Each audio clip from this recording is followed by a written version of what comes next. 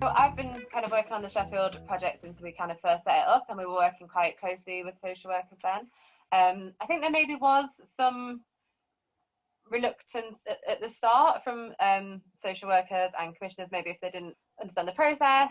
But we had some really useful training that helped to give social workers a better understanding of that. And I think once they actually saw the effectiveness of the project, they were a lot more on board with it. And I think for me, it's about, you know, kind of promoting that idea of really believing that young people can work things out and decide things for themselves, and that, you know, the decisions that they've made and the choices that they've made, you know, might seem off the wall to a professional. You know, one of our young people, for example, wanted a wig.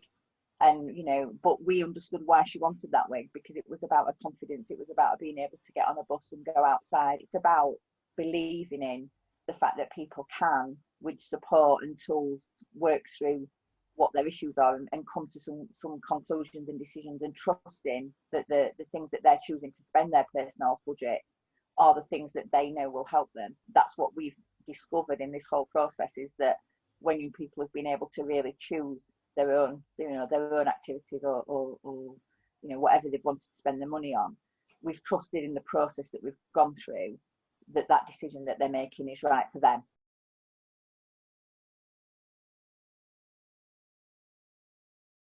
What we have seen, and I think not just in Somerset but nationally as well, for somebody with a learning disability, for example, actually there is some creativity that is being used surrounding the support.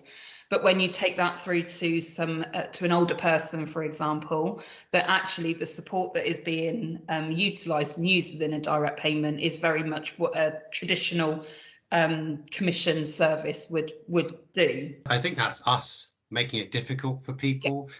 Because I think what we're expecting people to do, and I don't know why we're expecting people to do this, is to report exactly to the penny what they're spending it on, and therefore people are worried that if they don't spend it on stuff that we recognise or that we utilise ourselves, that we may well come back to them and say, well, you can't spend it on that. What we should be doing as organisations is looking for solutions that are out there that are nothing to do with the local authority. We can help get some of those solutions out there from a commissioning perspective, but I don't want them to be commissioned services.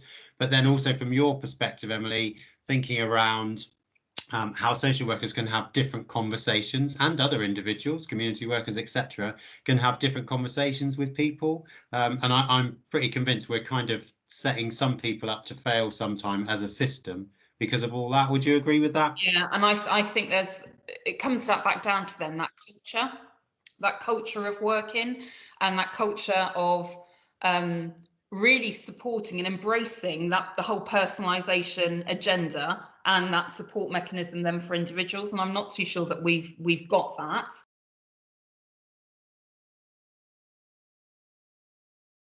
Things have changed in direct payments. We got, you know, the joy of getting an act and getting it into operation. But in recent times, there's been a real sense of rowing back, and of councils and CCGs and frontline staff really being into micromanaging people's packages for them, and very focused on fraud, very focused on risk, and that sense somehow that they're not feeling safe about having disabled people doing their own thing.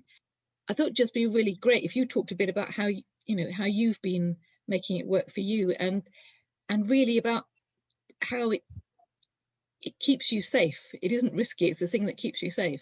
Well, I think there's just a lot of paranoia about, you know, at the moment by CCGs and local authorities, and they've gone over the top on all the risk-averse stuff and not trusting people. But, you know, I've been doing it for 37 years, and I've never had a problem. I'm not alone in that. We started it, and in my experience of over all that time, I'm not aware of many incidences of fraud.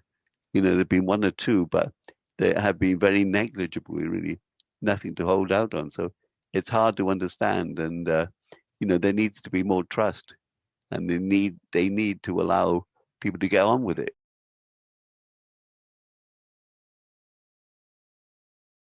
For lots of families that I know we support, that feels quite scary and quite a challenge. If you've been used to social care for 20, 30, 40 years, providing everything in relation to your child or your brother or sister, to suddenly be told that actually the support is for you to lead, that can feel quite daunting. I absolutely get, and we're seeing more and more families coming through of younger people who are moving through from using children's support to adult support, who are absolutely crystal clear. This is what we want, and this is how you need to deliver it. And that feels easier for us to work with.